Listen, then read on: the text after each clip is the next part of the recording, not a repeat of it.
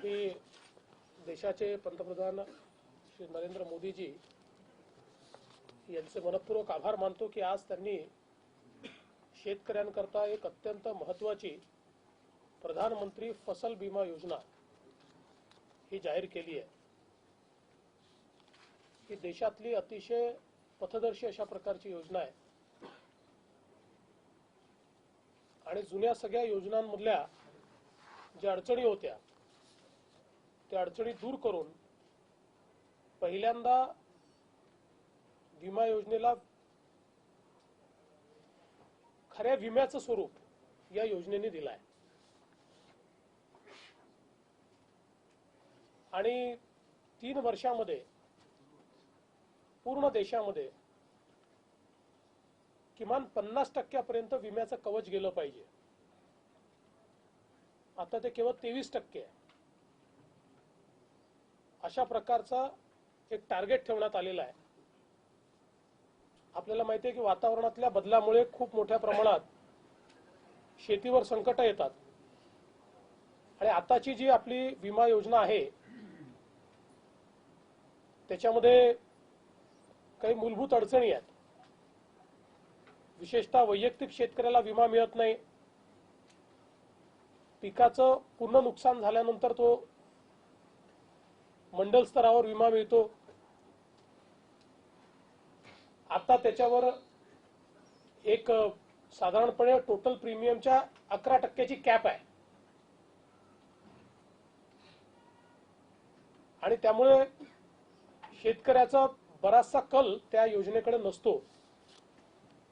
आता जी योजना तयार केलेली आहे याच्यामध्ये प्रीमियम अतिशय कमी ठेवण्यात आलेला आहे।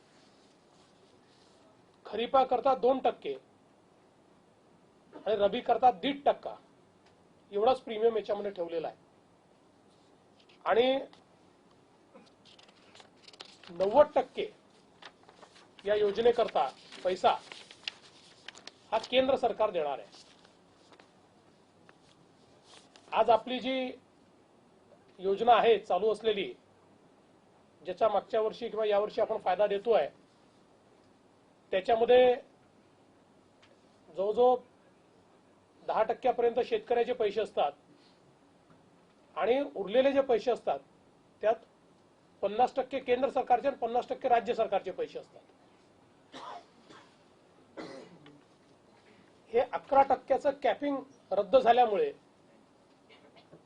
शेतकऱ्याला आता जास्ती प्रमाणात त्या ठिकाणी मदत मिळू शकेल। दुसरं असं होतं की पूर्वी समजा पीक खराब झालं तर मदत मिळायची। आता त्याच्यामध्ये रोपाचं नुकसान झालं तरी मदत मिळेल। म्हणजे उदाहरणादाखल समजा धानाचा आपण विचार केला तर पूर्वी धानाचं पीक गेल्यानंतरच मदत मिळायची। आता रोवण्यानंतर रोप आलं नाही तरी देखील त्याला मदत मिळेल। अनेक नवीन बाबी म्हणजे पाणी साचणं वगैरे अशा गोष्टी देखील आता विम्यामध्ये या ठिकाणी समाविष्ट केल्या आहेत आणि कापणीनंतरचे जे काही लॉसेस आहेत त्याच्याही करता आता विमा हा लागू करण्यात आलेला आहे। जवळजवळ केंद्र सरकार 3ऱ्या वर्षी या योजनेकरता 9,000 कोटी रुपये तरतूद करणार आहे आणि 50% क्षेत्र याच्यामध्ये कव्हर करणार आहे। तिसऱ्यातल्या काही अजून चांगल्या गोष्टी अशा आहेत की शेतकऱ्याने कर्ज घेतलं नसलं तरी तो विम्यासाठी पात्र ठरेल। आज तो कर्ज घेतो तेव्हाच त्यातनं आपण प्रीमियम कापतो आणि त्यातनं मग तो विम्याकरता पात्र होतो। दुसरं या खरीप हंगामापासूनच ही योजना लागू होणार आहे। संपूर्ण देशामध्ये विम्याचा दर हा सारखाच असणार आहे आणि ज्या कंपनी आहेत त्यांच्यावर जबाबदारी आहे की 30 दिवसामध्ये त्यांनी विम्याचा निर्णय करून शेतकऱ्याच्या अकाउंटला पैसे जमा करायचे आहेत। याचा क्लेम करण्याकरता शेतकरी हा मोबाईलवर फोटो काढून देखील कंपनीला पाठवू शकेल आणि मग कंपनी व्हेरीफाय करून त्या संदर्भातला क्लेम या ठिकाणी देईल. आणि मला असं वाटतं की ज्याला आपण खऱ्या अर्थानं फार्म इन्शुरन्स म्हणतो, म्हणजे इतर देशातला फार्म इन्शुरन्स आणि आपल्या इथला आपल्याला माहिती आहे की यातला फरक होता, आज तो फरक निघून जातोय आणि शेतकरी खऱ्या अर्थानं आज इन्शुअर्ड होतोय या योजनेच्या अंतर्गत. म्हणजे यापूर्वी इन्शुरन्स नव्हता असं नाही, म्हणजे दुष्काळाच्या काळात चांगले पैसे मिळायचे त्याच्यातही मिळाले, पण ओव्हरऑल ते मागच्या वर्षीपासून मिळाले. त्याच्या आधी जर आपण बघितलं तर प्रीमियम आणि मिळालेले पैसे याच्या रेशोत खूप फरक राहिला आणि नुकसान भरपाई याच्या माध्यमातून विम्यातनं यातही बराच फरक होता. त्यातला मोठा फरक ही 11% कॅप काढून टाकल्यामुळे त्या ठिकाणी राहणार आहे. आणि म्हणून मी माननीय पंतप्रधानांचं अतिशय मनपूर्वक अभिनंदन करतो.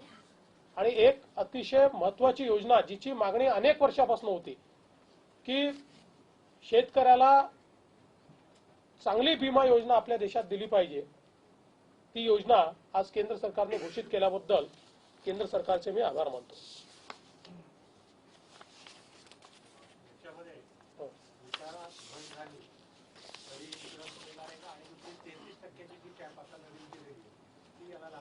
ती कॅप लागू राहणार आहे. घटी करता देखील ही योजना लागू आहे. फक्त त्याच्यामध्ये तुम्हाला बातमीला एक स्कोप असा मिळेल नंतर, कारण त्या घटीमुळे कोणाला 200 रुपयाचा चेक मिळू शकतो, कारण तेवढा घटीपुरतच, जिथे अक्रॉस द बोर्ड नुकसान नसेल तिथे घटीपुरतच त्याला पैसा मिळणार आहे. आपण अपघात विमा जी चालू केली होती, राज्य सरकारने नॅशनल इन्शुरन्सला ब्लॅकलिस्ट केलं होतं. असं असताना पण त्यांनाच अपघात विमासाठी जबाबदारी दिली आहे. नक्की काय आहे? माझ्या जो माहिती नाही, माहिती घेऊन सांगेन मी.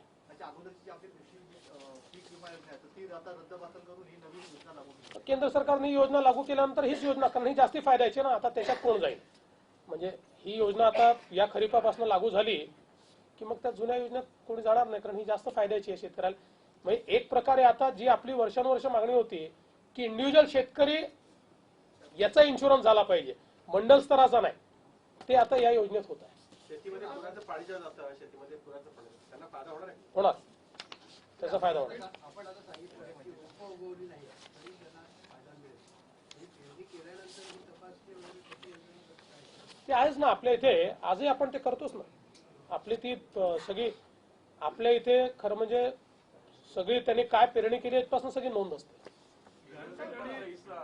केंद्राचा हिस्सा 9000 कोटीपर्यंत आहे तिसऱ्या वर्षी, तर राज्याचाही त्याच प्रमाणात वाढेल. आणि राज्याला जो हिस्सा द्यायचा तो राज्य देतच आहे. म्हणजे आता मागच्या नाही 90% केंद्र चाललंय ना, आता 50-50% होतं.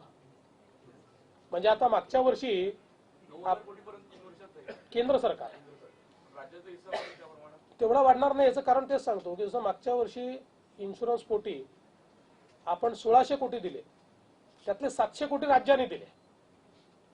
आता जर या योजनेचा विचार केला तर ते 700 कोटीवरून 160 कोटीच होते राज्याच्या फायद्याचे. दोघेही करतील. म्हणजे विमा कंपन्या, आताही तशी स्थिती है, विमा कंपनी और सरकार दोघेही करते.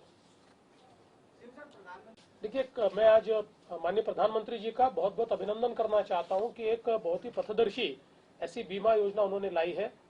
पिछली कई योजनाओं से ये योजना इसलिए अलग है कि इसमें जो 11% की कैप थी उसको हटाया गया है. इसका कवरेज बढ़ा हुआ है, दायरा बढ़ा हुआ है और इस योजना के माध्यम से आज एक प्रकार से इंडिविजुअल किसान जो है उसको इंश्योरेंस प्राप्त हुआ है. यानी हम जिसको ये कह सकते हैं कि इससे पहले केवल मंडल स्तर तक ये इंश्योरेंस मिलता था, अब इंडिविजुअल किसान को इंश्योरेंस मिल रहा है. सबसे बड़ी बात यह है कि इसका प्रीमियम बहुत कम है. खरीफ के लिए 2% प्रीमियम है और रबी के लिए केवल 1.5% प्रीमियम है. और इसका करीब करीब 8,800 करोड़ रुपए का जो दायित्व है वो केंद्र सरकार ने उठाया हुआ है. तो राज्य के ऊपर कम दायित्व उसका आने वाला है और ज्यादा से ज्यादा किसानों का एक प्रकार से उनकी फसल जो है फसल इंश्योर हो रही है. फसल अगर कम भी आती है तो उसके जो बेंचमार्क है उससे कम आती है तब भी किसान को उसका फायदा मिलने वाला है. तो अब केवल अकाल है या बारिश ज्यादा हुई इसके कारण जो नुकसान होता है उससे भी आगे बढ़कर कई चीजों को इसमें समाविष्ट किया गया है कि जिसके कारण ये बीमा हमारे किसानों को मिलने वाला है। और सरकार ये प्रयास कर रही है कि अभी 23% केवल किसान बीमा लेते हैं, तो 3 साल का सरकार ने अभी टारगेट तय किया है कि 50% तक अगर ये बीमा हम ले जाएंगे तो किसानों को उसका फायदा होगा। नाही, यापूर्वी विमा कंपन्या होत्या, विमा कंपन्यांचे जे अनुभव आहेत ते काही चांगले नाही। ते आपल्याकडून 500,000 कोटी रुपये घेतात, प्रत्यक्ष शेतकऱ्याला 100 कोटी पण देत नाही। आता त्याच्यावर नियंत्रण काय? नाही अप्पा, आपण जर गेल्या 2 वर्षात बघितलं तर दोन्ही वर्षामध्ये विमा कंपन्यांना आपण दिलेलं प्रीमियम आणि त्यांच्याकडनं घेतलेली मदत ही जास्ती आहे आणि बराच मोठा फरक त्याच्यामध्ये आहे। पण याच्यातली एक गोष्ट आपण लक्षात घेतली पाहिजे की ज्या विमा कंपन्या काम करतायत या क्षेत्रामध्ये त्या सरकारच्या आहेत, त्या खासगी नाही आहेत, त्या सगळ्या सरकारी कंपन्या आहेत आणि त्यांना कधी लॉस होतो कधी प्रॉफिट होतो, पण त्याच्यामध्ये त्या सरकारी कंपन्या असल्यामुळे ज्या वर्षी लॉस होतो त्या वर्षी सरकार त्याला भरपाई देते। जी देणी आहेत ती दिली जातीलच ना, कारण त्या सरकारी कंपन्या आहेत, त्यामुळे तो काही विषयच नाही आहे, ती सगळी देणी दिली जाते। याचे वेगवेगळे इन्स्ट्रुमेंट आहेत बघा। आता जे काही हत्ती किंवा यांच्याकडनं हल्ला होतो त्याला इन्शुरन्स नाही आहे, त्याला थेट मदत आहे, त्याला राज्य सरकार इन्शुरन्स मध्ये देत नाही। अशा प्रकारच्या नुकसानीकरता राज्य सरकारच्याकडनं थेट मदत दिली जाते। आणि याच्यासोबत म्हणजे ही आपली जनरल योजना झाली, याच्यासोबत हवामान आधारित जी एक योजना आपली ती पायलट चाललेली आहे, ती चाललेलीच आहे, ती योजना काही बंद नाही आहे। आपल्यावर नुकसान झालं तर नुकसान अंतर्गत आहे का? म्हणजे त्याच्याकरता तुम्हाला वेगळा इन्शुरन्स घ्यावा लागेल। पोस्ट हार्वेस्ट याच्यामध्ये इन्क्लुडेड आहे। आतापर्यंत पोस्ट हार्वेस्ट करता कुठलंही इन्स्ट्रुमेंटच नव्हतं। आता याच्यामध्ये अगदी कमी प्रीमियमवर पोस्ट हार्वेस्ट लॉसेस करताही त्यांनी इन्स्ट्रुमेंट उपलब्ध करून दिला।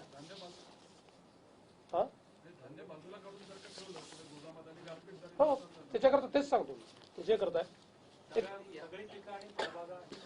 हो सगळी पिकं आहेत। एक छोटासा विषय फक्त या ठिकाणी सांगितला पाहिजे, म्हणजे वेगळा विषय आहे, हा विषय संपवतो। काल काही माध्यमांनी चालवलं की काय 2% आणि 4% निधी खर्च झाला, आणि आश्चर्याची गोष्ट अशी आहे की त्याचं क्लॅरिफिकेशन पाठवल्यावरही ते छापलं नाही किंवा दाखवलं नाही आणि लोकांमध्ये याचा चुकीचा संदेश जातो। खरं म्हणजे जे 2 आणि 4% दाखवलं, पब्लिक वर्क्स मध्ये 62% झालाय, एम्प्लॉयमेंट मध्ये 39% झालाय, वॉटर रिसोर्सेस मध्ये 80% झालाय, फूड अँड सिव्हिल सप्लाईज मध्ये 68% झालाय, जनरल ऍडमिनिस्ट्रेशन मध्ये 59% झालाय, स्कूल एज्युकेशन मध्ये 86% झालाय आणि वुमन अँड चाइल्ड वेलफेअर मध्ये 76% झालाय। आणि आपण हे सांगितलं होतं की पहिल्या झटक्यातच आम्ही 75% नियतव्यय हा मोकळा करू, तो आम्ही 75% नियतव्यय हा विभागांमध्ये मोकळा केला होता। या संदर्भातली सगळी माहिती आम्ही माध्यमांना पाठवली, तरी देखील माध्यमांनी काही ठिकाणी अजूनही 2% आणि 3% छापलाय, जे पूर्णपणे चुकीचं आहे। माझी विनंती आहे की समजा दिशाभूल करणारी माहिती आपल्याकडे आली तर किमान आमचं क्लॅरिफिकेशन तरी त्याच्यासोबत आलं पाहिजे। थँक्यू।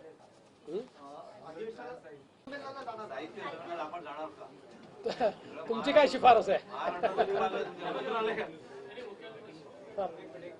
असं आहे की साहित्य संमेलनाच्या संदर्भात मी जाणार की नाही जाणार या कुठल्याच गोष्टीवर मी भाष्य केलं नव्हतं। ही गोष्ट खरी होती की काही वक्तव्य त्यांची आली होती, त्यातनं एक थोडासा असंतोष तयार झाला होता। मला असं वाटतं की काल त्यांनी त्या संदर्भात जे काही वक्तव्य केलं आहे त्यानंतर आता या गोष्टीवर आपण पडदा पाडला पाहिजे, कारण साहित्य संमेलन हे काही राजकारणाकरता किंवा विवादाकरता नाही आहे। सगळ्यांनी संयमाने त्या ठिकाणी काम केलं पाहिजे आणि मला असं वाटतं की चांगल्या प्रकारे साहित्य संमेलन कसं पार पडेल असा प्रयत्न आपण सगळे करू।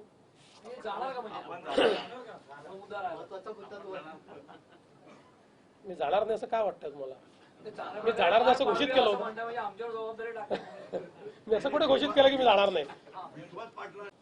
DDD चाळीच्या संदर्भात आज आम्ही जवळजवळ निर्णयार्थ पोहोचलोय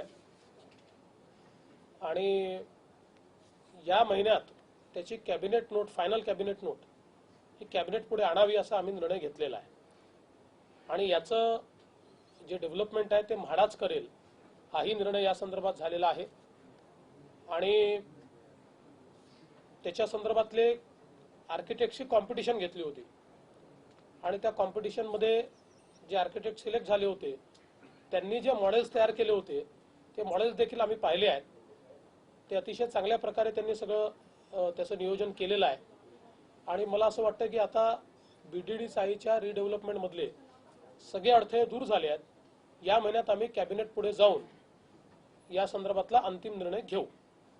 दुसरं असं सगळ्यांना आम्ही अकोमोडेट करू आणि त्याच्यावर बराच FSI आमच्या जो शिल्लक आहे त्यामुळे आता मी याकरता त्याचे जास्त डिटेल्स देत नाही की कॅबिनेट पुढे जायचं आहे. कॅबिनेट नोट झाल्यानंतर बाकीचे डिटेल्स तुम्हाला देऊ आम्ही. मी आज एवढं सांगतो की सगळे अडथळे त्यातले दूर झालेले आहेत. जी हाऊसिंग पॉलिसी आहे या हाऊसिंग पॉलिसीच्या संदर्भातही खूप लोकांची चर्चा होऊन जे वादाचे मुद्दे काही समोर आले होते त्या संदर्भात आज आम्ही बैठक घेतली होती.